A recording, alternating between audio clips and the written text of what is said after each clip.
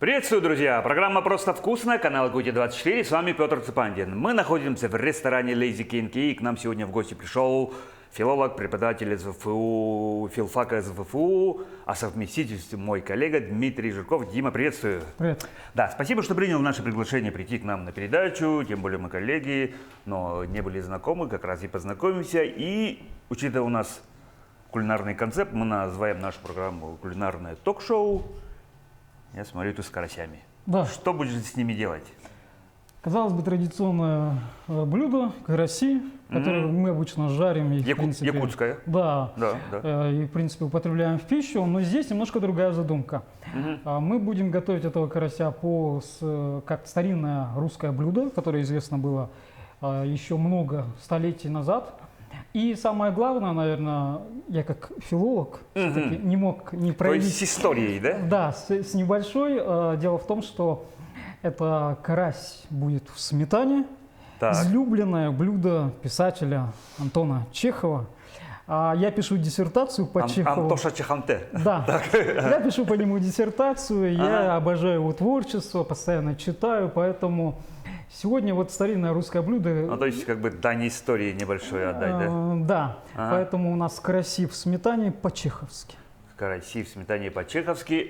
Сразу задаю вопрос, был ли у тебя опыт уже его приготовления? Да, опыт был. Тренировался? Я пробовал пару раз его готовить, но, как обычно я готовлю, я обычно разрезаю хвост и голову, но некоторые считают, что это кощунственно, потому что там иногда бывает самый смак, кто-то считает, поэтому голова – это самое вкусное для рыбы. Будем пытаться приготовить его таким, какой он есть. Целиком, да? Да. А вообще, как у тебя с готовкой? С готовкой на вы, потому что я считаю, что кулинарное искусство – это все-таки искусство. Особенно если его подают в ресторане. Дорогое, хорошее блюдо, сделанное мастером, конечно. А еще и на вы, потому что особо-то я сам готовить не умею. Но нужда принуждает. Прошлое лето я пробыл в Москве 2 месяца, и там приходилось готовить достаточно серьезно, потому что девушка говорила: так, пельмени надоели, макарошки твои надоели, давай чего-нибудь. И она каждый день начала просить что-то такое. Вот так, да? Ага, ну, как говорится, я так думаю, смотри, какое-то же время нам потребуется. Сколько времени обычно это занимает? Это занимает совсем немного. Мы его пожарим минут 10 с двух сторон и затем потушим минут 20. Вот так, да? Ну, давай тогда начинать. С чего? Ну, конечно, с рыбы же, да? Да, конечно. Да, она у тебя, я смотрю, почищена уже. Да, почищена, желчь, значит, извлечен. И сейчас мы можем наверняка переходить к тому, чтобы его разрезать.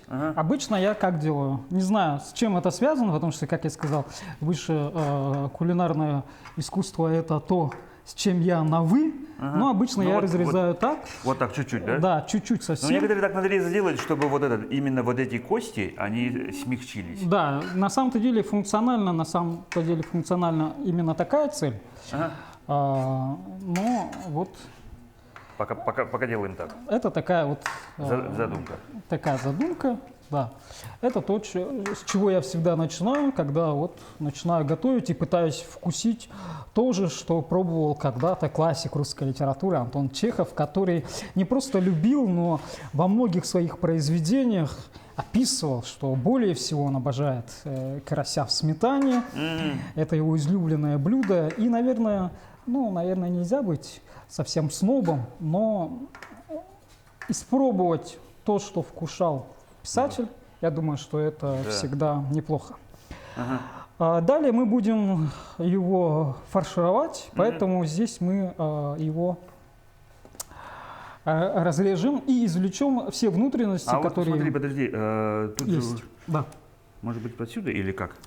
Но обычно я разрезаю снизу. Вот так сразу разрезаю снизу. Да, хорошо. мы можем слегка здесь поддать и извлечь все, что здесь есть. Это да, то, мы что можем тогда нас... взять мисочку и, видимо, вот сюда, да? Да. Это то, что ни в коем случае не выкидывается. Это то, что мы будем... потом обратно мы зафаршируем. Да, использовать. Это все очень Дим, важно. скажи, пожалуйста, да. чем был связан, ну и вообще расскажи, пожалуйста, нашим телезрителям, ну вот свою историю немножко о себе, с чем был связан выбор именно профессии твоей, вот такой филолог. Ну то есть люди же обычно делятся техников, гуманитариев, да? Да, я думаю, что это все происходит из детства. Я был воспитан на русской классической литературе, на Пушкине. Это то, как и обычно проводил все свои дни, будучи совершенным ребенком. Читал книги, и с книгой я постоянно ходил. Она у меня с собой всегда была. И здесь, я думаю, что прежде всего сыграли писатели, которые меня воспитывали. И в последующем это привело, начитанность, это самое, приводит к известному эффекту грамотности. Ну, само собой, да. Потому грамотность, что... да, которая по памяти, потому что запоминаешь, как пишутся слова, смотришь на интересные синтаксические конструкции, и все это, конечно же, вызывает у тебя большой интерес. И когда ты из всех предметов более всего предпочитаешь русский язык, литературу и историю, конечно же, путь известный в гуманитарии. Ну, так как гуманитарных направлений у нас достаточно большое количество, то с этим, конечно же, бывают трудности. У меня этих трудностей не было. Как это говорится, я был, сказать современным языком, профессионально ориентированным абитуриентом, у которого был только один пакет документов. Я не делал никаких копий. Я пришел в Якутский государственный университет, да, на филфак. Ну, вот видишь, как родителям повезло. С другой стороны, обычно же всегда вопросы: ой, сын, ну, наверное, будет поступать туда, туда попробовать, туда. Да. Но это нормальная история тоже, с другой стороны, да. Но в твоем случае ты уже конкретно знал, что ты получишь и куда пойдешь. Да, совершенно верно. Поэтому я подавал только на одно направление, русское направление филологического факультета. И выбор был предопределен как-то свыше, я думаю. Даже так? Да. Божья какая-то длань даже, да? Да, то, что меня вело по жизни, по моим юношеским годам, книги, язык, ну, это и привело меня на филологический факультет, в котором я сегодня работаю. Собственно, закончил его, да, я довольно закончил. Успешно, скорее всего. Да, тем более, неплохо. Что, ну, как прилежанием было вообще все по ништяку. Да, совершенно верно. Поэтому студенческая жизнь прошла в библиотеках, на занятиях, у интересных преподавателей. Нет, ни в коем случае. Этим мы не грешили. И учились мы у выдающихся действительно людей, у профессора Николая Георгиевича Самсонова, у Анатолия Алексеевича Бурсова, Мир Яковлевна Мишлемович. Это легендарные личности, это та самая известная советская школа, учениками которой мы были. В последующем была очная аспирантура, там же на филфаке, и попытка написать диссертацию. Эта попытка не прекращается по сей день. Это труд, потому что непростой. Да, конечно. И требования к диссертационным исследованиям с каждым годом усложняются, требования все выше, и с этим, конечно, что-то нужно делать. Но главное, я думаю, что не прекращать пути и идти. Попытки, да, и наверняка это все приведет однажды к желанному результату. Вот мы извлекли внутренности у карася, соответственно, берем соль, вот как я обычно делал, щепотку совершенно, и вот так я его просто... Обмазали с любовью. Да, обязательно с любовью. Так. Можно даже изнутри чуть-чуть слегка. Добавить. Да. И то же самое мы проделаем со вторым. У нас есть лимон. С лимоном мы поступаем следующим образом. Мы его разрезаем наполовину. Давай я помогу тебе. Да. Лимон у нас половинку разрезаем и... Да, и поливаем, вот, собственно говоря, карася. Вот так? Да. Не жалея. Не жалея? Да. Все. О, вообще так обильно. Да. Вот. Теперь мы, собственно говоря, да, хватит. Теперь мы его можем отложить в сторонку. Так, давай еще одну мисочку возьмем мы. Да. Уже чистую другую. Да. Отложили. Да, отложили. Пусть он там лежит, отдыхает. Но вся фишка, я скажу, самое главное, конечно, почему это... Чуть-чуть маринуется, да? Да, конечно же. Они ночь у них была в джакузи, в бассейне. Я их положил в молоко. Это то, что рекомендовал сам Антон Павлович Чехов. Он говорил о том, что если вы хотите, чтобы эта рыба речная не издавала вот этого специфического запаха, да, запаха и тины, чтобы она смягчилась, ее нужно сутки продержать вообще живого, рекомендовал Чехов. В молоке. В молоке. Попил молочка. Ну, так как он у нас был не совсем живой, но свежий. Понятно, учитывая да, он пролежал ночь. Время года. Да, и неплохо провел время. Вот так. Да. Так, следующие манипуляции какие у нас? В следующей манипуляции мы будем готовить то, чем будем фаршировать, собственно говоря, нашего карася. Это вот наша кастрюля. Так. Вот то, что здесь у нас имеется. Жигли. Да. И сюда мы просто бросаем лучок, и не более того.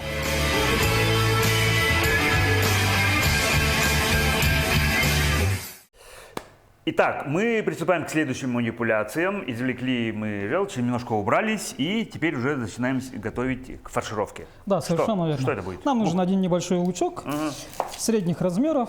Мы его чистим и разрезаем наполовину. При этом половина это будет у нас порезана разными способами. А даже так? Да, разными способами. Вот зачем ты говорил, что ты с готовкой на «вы»? Видишь, какие уже такие серьезные моменты. Потому что, ну, как даже если лук, ты по-разному режешь, ну... Нет, по-разному я режу лук. Технологические такие свои моменты есть, да? По необходимости. Так нужда просит, потому что этот лучок мы отправим в одну историю, так. этот лучок мы отправим в другую историю. Хорошо. Значит, полукольцами мы режем этот лучок. Ага. И его мы бросаем именно вот сюда, вот во сюда. внутренности и в икру карася. Это то, чем мы его будем фаршировать. Полукольцами. Да. В какие обязанности входят сейчас, вот непосредственно в твоей работе? Ну, что ты делаешь? Приходишь на занятия и еще. На самом-то деле, я скажу больше, буквально полгода назад меня назначили заместителем декана филологического факультета по воспитательной работе. Карьера идет вверх. Ну, что-то такое. Сколько? С 12-го года же, по-моему, да? Да, я с 12-го года работаю на филфаке. Так. И, соответственно, здесь постепенно, наверное, это приводит к каким-то результатам. Занятия я провожу. Начинал, наверное, просто как преподаватель. Конечно, я начинал как обычный ассистент, затем уже был повышен до старшего преподавателя, имея определенный педагогический стаж, и в последующем, собственно говоря, был повышен до заместителя декана. Замдекана. Да, по воспитательной работе. То есть обычно мой рабочий день складывается из того, что я веду занятия и в том числе организую различные мероприятия для студентов воспитательного характера, патриотического. Это то, что входит в мои обязанности дополнительные. Про филологию. Сейчас вообще очень остро стоит вопрос о чистоте языка и все прочее. Да, насколько важно вообще сохранять культуру, сохранять вот чистоту языка?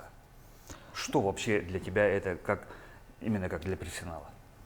Ну, как для профессионала, язык – это прежде всего литературная норма, которую нужно соблюдать и которой нужно следовать.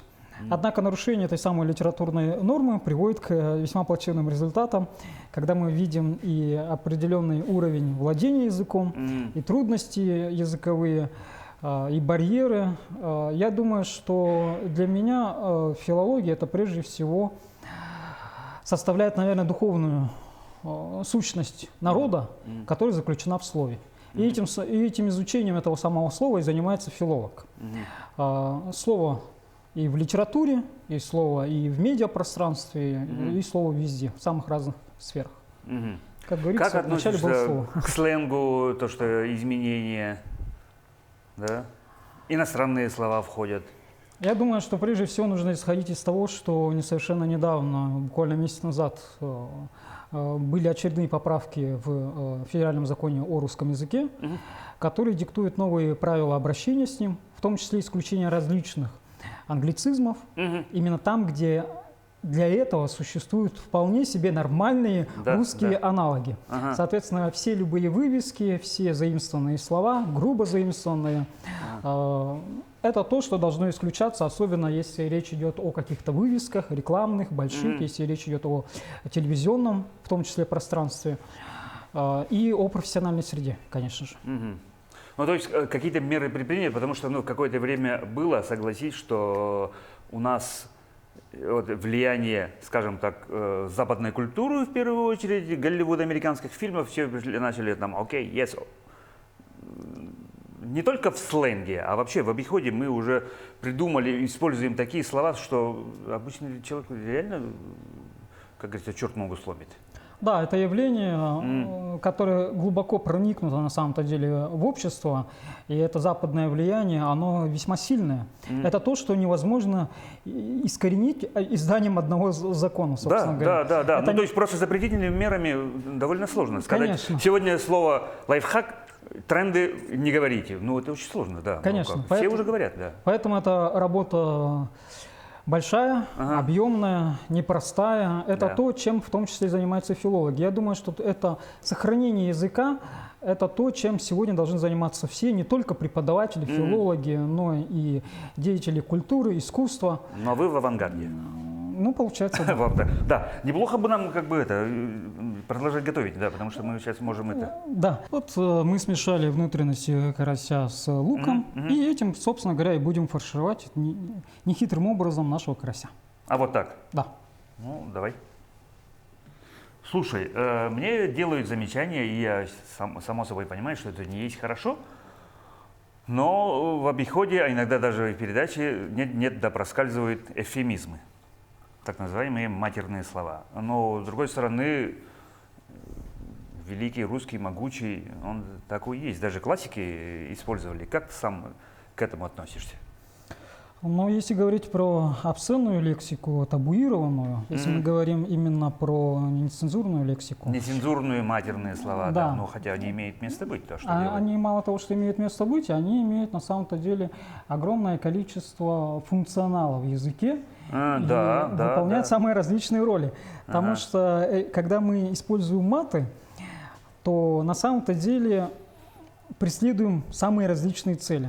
То есть мат может стать и средством выражения некого бунта, особенно это свойственно подросткам.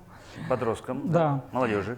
Конечно. Когда мы видим в том числе эти молодежные всякие выпуски на видеохостингах, контент, где молодежь это открыто использует, конечно, цензура не пропускает, и это все запикивается, но тем не менее это в том числе делается сознательно, намеренно, для того, чтобы, быть может, социально, поколенчески дистанцироваться от более старшего поколения, и тем самым выразить наверняка свою позицию. Совершенно верно. Да, свою позицию доказать, да.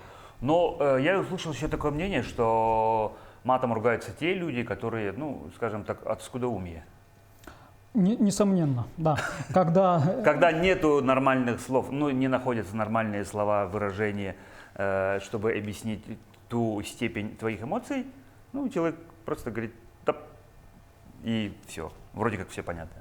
На самом-то деле, да, когда этот мат, эта нецензурная лексика используется не для художественных, скажем, целей, то, чем обычно бравировали в том числе и Маяковский, и Фаина Раневская, а это то, что становится обыденным явлением и не выполняет никаких, скажем так, эстетических задач, как бы это не было противоречиво, то, собственно говоря, мы наверняка можем действительно говорить о низкой культуре человека, да, и о его определенном словарном запасе. Конечно же, мы с вами должны понимать, что использование нецензурной лексики запрещено законом Российской Федерации. По идее? Да. По идее это так, да. Ладно.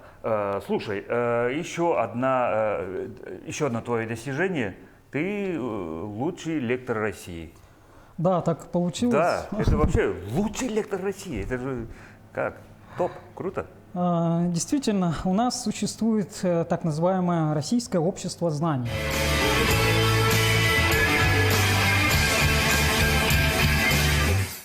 Мы включили нашу сковородку, плитку точнее, и заливаем масло, уже готовы жарить, да? Да, совершенно верно. Караси у нас Караси у нас красивые вообще, все хорошо. Да. Зафаршированы. Наливаем маслица. Ага. И можем И когда она будет готова, по-моему, Да. побольше надо. приступать к жарке.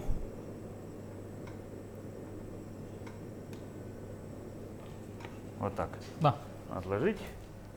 И второй лук, да? Как ты это делаешь его? Да. Со вторым луком мы обходимся следующим образом. Мы его режем мелко. Угу. Мы его режем мелко и откладываем тоже в сторону. Мы карася без муки, без ничего просто. Нет, мы сейчас обваливаем его в муке. Вот так. Ну, вот Да. у нас муку подготовили. Потому что уже у нас масло уже подходит потихоньку. Да, вторую половинку лука мы режем мелко. Ага. И сюда же Давайте добавляем мы карася вот так, да? Да, совершенно верно. И добавляем к лучку 2 зубчика чеснока, нам вполне будет достаточно. Ой. Хорошо, что у нас фартуки есть. Да, давай поговорим про вот этот конкурс. Да, Российское общество знания. Кладем. Кладем. Организация, которая была открыта в послевоенное время, в 50-е годы, и преследовала цель сохранения исторической правды. И в том числе решала задачи просветительские.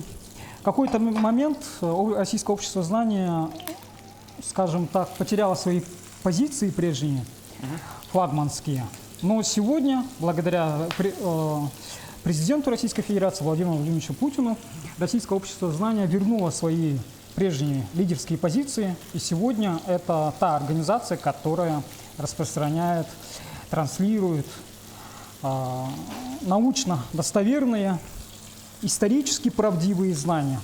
Это Российское общество знания организовало конкурс по всей России, куда в прошлом году поступило более 19 тысяч заявок, и в том числе среди них был Наш и я. покорный слуга. Так. Конкурс предполагает собой проведение большого количества лекций, различных конкурсных этапов, и длительность этого конкурса составляет более полугода. Так. Более полугода я проводил лекции, собирал аудиторию, заинтересованных, пытался завлечь их разными интересными темами о литературе, об искусстве, о культуре нашей страны и нашей малой родины. И в последующем в финале в Москве, выступая перед уже самыми высокими экспертами, я был признан победителем этого конкурса и лучшим лектором России. Ну, то есть задача конкурса, проводить все время профильные лекции.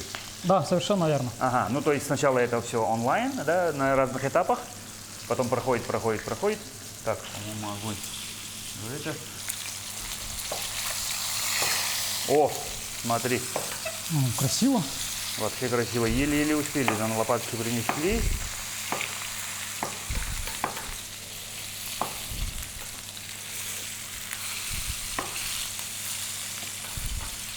Жаль, сегодня с нами нету моего постоянного соведущего Семена Тарбахова, но мы пока справляемся. Да.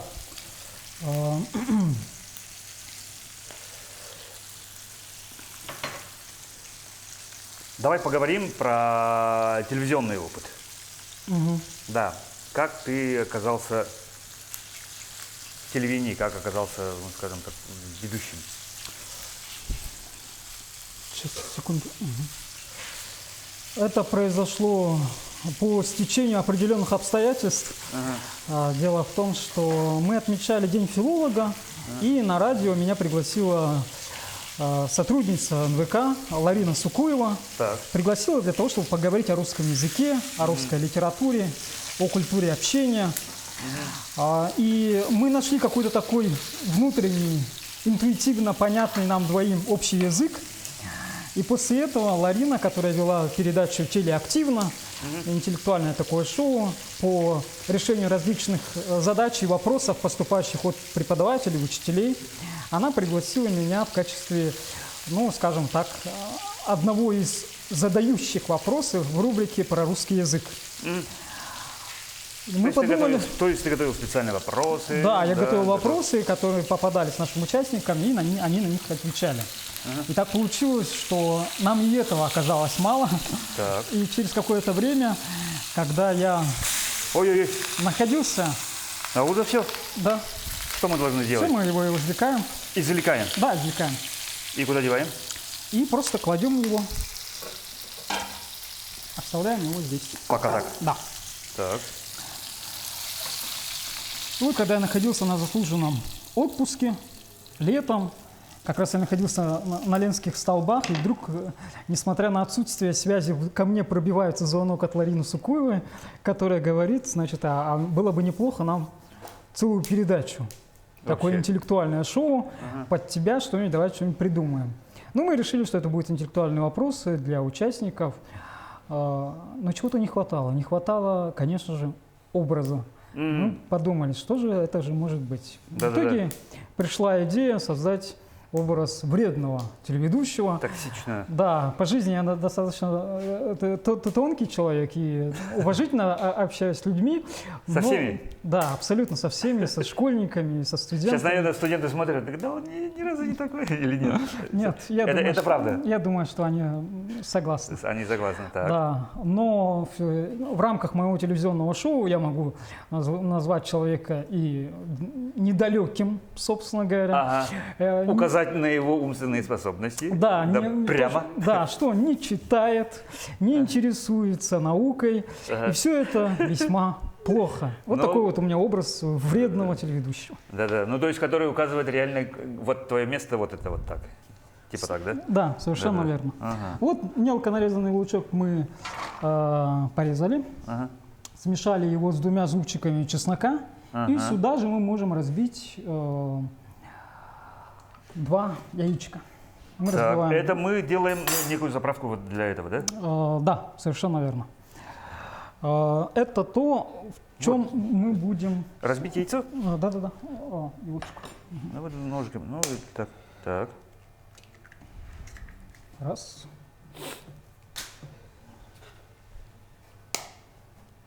И вот я благодарен Ларине Сукуевой за то, что она вдруг заинтересовалась, собственно говоря, мною и пригласила. Ну да, нет, но шоу, передача имеет успех. Ну, определенный, да. Ну, определенный свой успех имеет, ну и она заметна, да, потому что я был свидетелем нескольких выпусков, думал, ну что это человек такой, ну как бы действительно создается впечатление, что, ну, это смотрится настолько органично, что невольно думаю, что и в жизни, ну, скорее всего, сам по себе такой. Да, ну, на самом-то деле, само название передачи нашей говорит само за себя, «Ума палата». «Ума палата», да. Ведь «Ума палата» мы говорим о человеке недалеком, неумном человеке. Ну, это как бы так, игра слов получается. Да, это такая ирония, которая заключена в самом названии телешоу и предполагает, что я буду периодически иронизировать и саркастически насмехаться над нашими участниками. Такая наша задумка, потому что вопросы школьные, простые. По идее. Да. И я должен на них надавить эмоционально, чтобы они тут немножко перепугались, тут еще волнение, камеры вокруг. Да. И все это приводит к тому, что они не могут ответить на элементарные вопросы, на которые всегда знают ответы, сидя на диване перед телевизором. Да-да-да, обычно же так есть. Вот передача идет, думаешь, да как они это не знают? А тут как бы давление, нагрузка, волнение и раз, и действительно забыл вот то, что хотел думать. Ну, либо специально ты ведешь человека, может быть, не в туси. Нет, мы оставляем, наше шоу достаточно такое честное, мы оставляем, конечно же, все условия для того, чтобы они отвечали честно, и ни по каким ложным путям мы их не ведем, но тем не менее все это наверняка накладывает определенный эффект на них. Ага. Так, следующий этап. Что? Так, теперь мы можем, собственно говоря, наших карасей обвалять. Вот здесь? Да, прям вот здесь. Так, давай. Аккуратно, ну, а то если они могут быть горячими. Ну, уже все остыло. Да. Мы их здесь обваляем достаточно так щедро.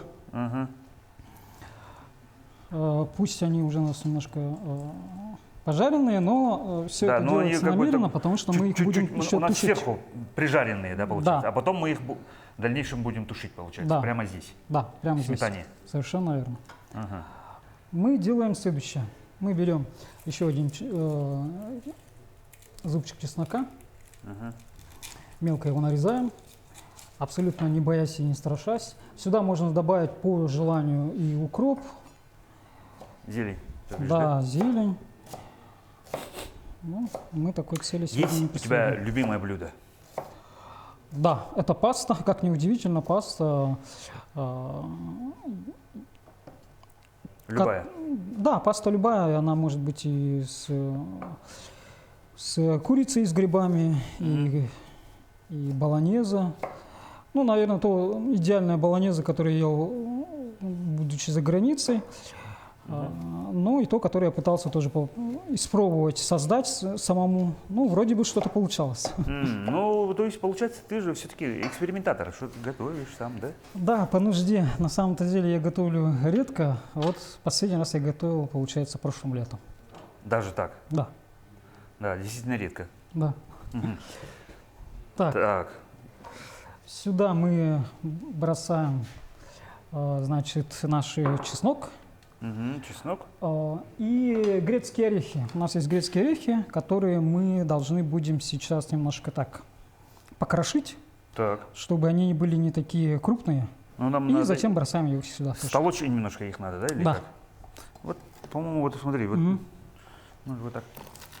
О, вот так.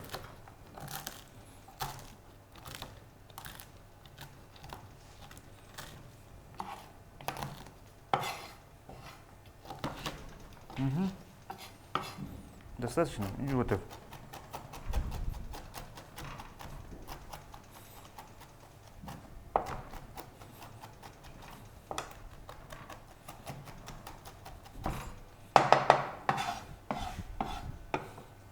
Да, спасибо. Все, Так. мы сюда бросаем чесноку. К чесноку. Да, добавляем чуть-чуть соли. Ага. Сюда же бросаем нашу сметану. Давай, давай ложку я подам тебе. И можно даже столовую ложку муки и чуть-чуть воды. Так, муки отсюда возьмем. Чуть-чуть. Да. И добавим чуть-чуть водички. Водички, вот стакан. Буквально там 50 грамм. Нам вполне будет. И это у нас достаточно. такая... Ну, это то, что можно, наверное, назвать уже соусом, потому что здесь и разные ингредиенты. Это не просто сметана в чистом виде. И мы тогда туда заложим карасей, которые у нас уже второй раз, между прочим, фаршируются. Да. Уже в яйце и в луке. Да, и вот мы сюда их будем просто бросать, и они тушуются 20 минут, и на этом, собственно говоря, все. Да. Да, да. Действительно диковинная, довольно все-таки Антош Чаханте непростой человек. Непростой. Непростой очень человек, да. А, упомянул, что любишь Чехова, да? Да. Наверняка любую классику. Ну, нет, наверное, произведений из более или менее известных, которые ты не читал. Но есть ли любимые авторы, кроме Чехова? Конечно. Я думаю, что из поэзии я мог бы выделить Есенина, у которого в этом году отмечается юбилей, 130 лет. Конечно же, на первом месте Александр Сергеевич Пушкин. Ну и можно, наверное, назвать главного мистика и Гоголя, и последующим за ним его неназванного, собственно говоря, ученика Михаила Булгакова. Не назван. Да. Ага. Слушай, а из западных? Вот западной литературы, каюсь и честно признаюсь, плоховато. Плоховато, потому что так же, как и современную литературу. Современную литературу я к своему греху, скажу, читаю мало и признаю, за редким исключением, Дину Рубину, признаю Захара Прилепина, признаю Пелевина. И некоторых отдельных... Пелевина все-таки признаешь? Да, некоторых... Да, Generation P? Конечно, да, это же вообще... отдельных авторов. Да, да, да. А вот насчет западной литературы, да, классика, конечно, да, Камю, это прежде всего, наверное, писатели французские экзистенциалисты, и некоторые известные классические, разумеется, произведения, мимо которых пройти невозможно, это тот самый культурный фонд, Такой пласт некий, да? которым должен владеть, я думаю, любой грамотный человек. Все. Мы закладываем. Нет, Сейчас. здесь нам нужно будет сделать небольшой перерыв, потому что здесь нам вот это я, видишь, не доглядел. Это мы вообще убираем полностью. А вообще убираем, да? Ну тогда ты же говорил прямо здесь. Да.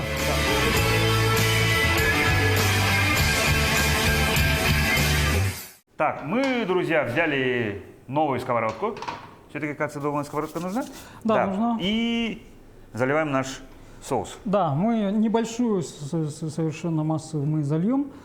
Сделано это по понятной причине, чтобы под карасем тоже было что-то было. Да. И кладем нашего карася. Наших карасей. Да. Наших красивых карасей. Да, их двое. Почему я так говорю? Таким акцентом.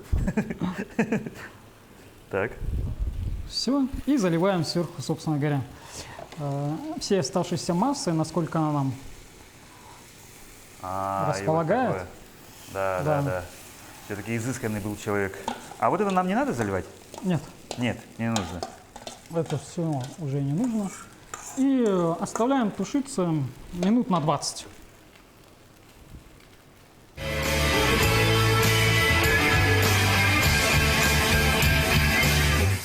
Ну что ж, друзья, мы взяли паузу, 20 минут где-то наших карасей подержали. И мы с Димой решили, что должно быть уже готово. Да, пора. Пора уже их вытаскивать, да, они немножко у нас... я огонь убавлю, уберу. В отсутствие Тарбаха я возьму на себя смелость. Самое главное, вот сейчас аккуратно, перенести наших карасей. Они у нас с икорочкой. Мы зафаршировали. Специально подготовили небольшое украшение. Ну, как могли. Как могли, мы постарались сделать. Давайте телезрителям нашим покажем, что у нас получилось. С пылу жару караси в сметанно-чесночном соусе а-ля Антоша Чаханте. Ну, можно и так. Вот такое вот литературное, филологическое, простое, но изысканное блюдо караси в сметане по-чеховски. Караси в сметане по-чеховски, друзья. И наступает самый волнительный и любимый момент. Да. Давай, Дим, испробуем. Рыбу кушай всегда руками, да? Но мы не будем брать вилки. Конечно же, за ойогос в первую очередь. Мне кажется, нормально. Вообще. Это простая, казалось бы, рыба, карась, которая такая несколько, скажем так, облагорожена. Она, как говорится, над ними произведено столько манипуляций. Да. Обычно же, мы берем карасей, по-якутски с двух сторон на несильном огне жарим. А тут у нас они еще и сутки пролежали, ночь провели в молоке, мариновались. Нет, Дим, как говорится, иногда прекрасному тоже нужно прикоснуться. Конечно. Да, здорово у нас получилось. Я думаю, мы возьмем время за передачей. Это все мы докушаем. Нам просто подсказывают, что эфирное время наше заканчивается. И у нас такая добрая традиция. Дим, пожалуйста, на эту камеру. Пожелания для наших телезрителей. Ну что же, вот такое вот блюдо у нас получилось. Мы желаем вам больше читать книг, хранить и беречь родной язык. Ну и, конечно же, чтобы по-чеховски жизнь всегда была восхитительной, чудесной и полной высокого смысла. Да.